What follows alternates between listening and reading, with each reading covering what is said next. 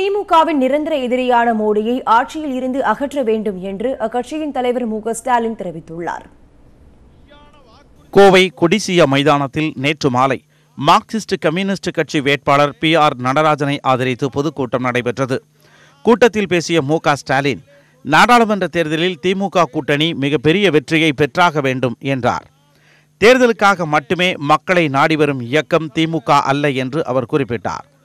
துரைமுருகன் வீட்டில் முதலில் வருமான வரித்துறை சோதனை நடைபெற்ற போது எதுவும் சிக்கவில்லை என்றார். சோதனைக்கு பிறகு ஒரு நாள் இடைவெளி விட்டு யாரோ ஒருவரின் வீட்டில் பணம் பறிமுதல் செய்யப்பட்டதாகவும் அதிகாரிகளே பணத்தை வைத்து பறிமுதல் செய்வது போல் துரைமுருகன் மீது புகார் கூறுவதாக சந்தேகம் எழுந்துள்ளதாகவும் அவர் தெரிவித்தார். நான் சொல்லுகிறேன், இந்த மேடையில் சொல்லுகிறேன், மோடியின் வீட்டில் கோடி கோடியாக பணம் இருக்கிறது. போய் நீங்கள் பறிமுதல் செய்ய முடியுமா? அங்கே போய் ரேடு நடத்த முடியுமா? கேட்கிறேன். முதலமைச்சராக இருக்கக்கூடிய எடப்பாடி வீட்டில் இருக்கு. துணை முதலமைச்சராக இருக்கக்கூடிய OPS இப்பவே தேனி தொகுதியில் அவருடைய மகனுக்காக 1000, 2000 பணத்தை விநியோகித்துக் கொண்டிருக்கிறார்கள். புகைப்படங்கள் ஆதாரங்களோடு செய்தி வந்து கொண்டிருக்கிறது. அங்கேயும் போகல. தேர்தலில் மக்களை திசை திருப்பி கலவரத்தை ஏற்படுத்த சிலர் முயற்சிப்பதாக குற்றம் சாட்டிய அவர், தமிழகத்தில் தாமரை தலைகீழாக நின்றாலும் மலரவே மலராது என தெரிவித்தார்.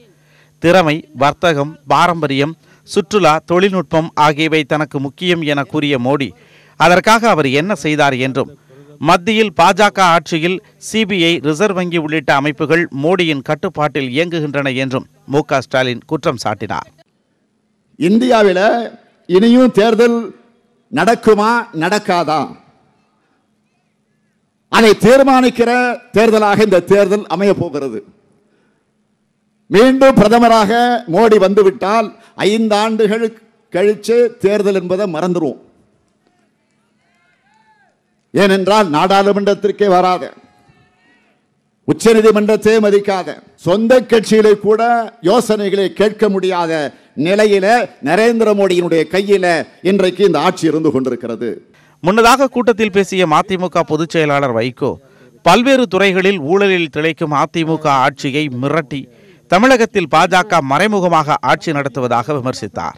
நரேந்திர மோடி, அமித்ஷா பெயரை சொன்னாரே உச்சந்தலை முதல் உள்ளங்கால் வரை சர்வாங்கமும் நடுக்கமெடுக்கின்ற அடிமை சேவகம் செய்கின்ற எடப்பாடி பழனிசாமி அரசு அதை எதிர்க்க முடியாது.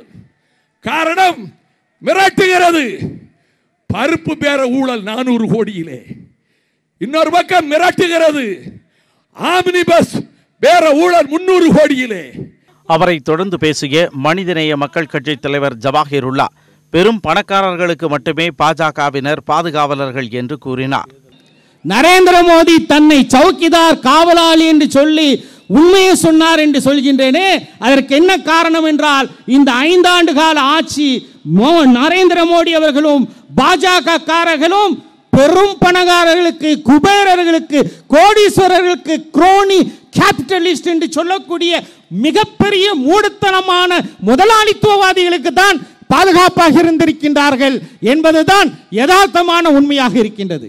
கூட்டத்தில் பேசிய தமிழக வாழ்வுரிமை கட்சி தலைவர் வேல்முருகன், தைலாபுரத்தில் ராமதாஸ் அளித்த விருந்தில் என்ன நடந்தது என்பதற்கான வீடியோ ஆதாரத்தை விரைவில் வெளியிட உள்ளதாக தெரிவித்தார். இப்ப தைலாபுரத்தில் 80 வகை உணவு பரிமாறினாங்கல்ல, 80 பரம்பத்துக்கு படையோட போனாங்க இல்ல, அந்த வண்டி வாகனம் போச்சு இல்ல, அதுல என்ன போச்சுன்னு நரேந்திர மோடி தலைமையில் கட்டுப்பாட்டில் இருக்கிற தேர்தல் ஆணையத்துக்கு தெரியுதோ இல்லையோ, இந்த வேல்முருகன் காட்சி இருக்கிறது, ஒளி காட்சி இருக்கிறது, வீடியோ இருக்கிறது, ஒளி பதிவு இருக்கிறது.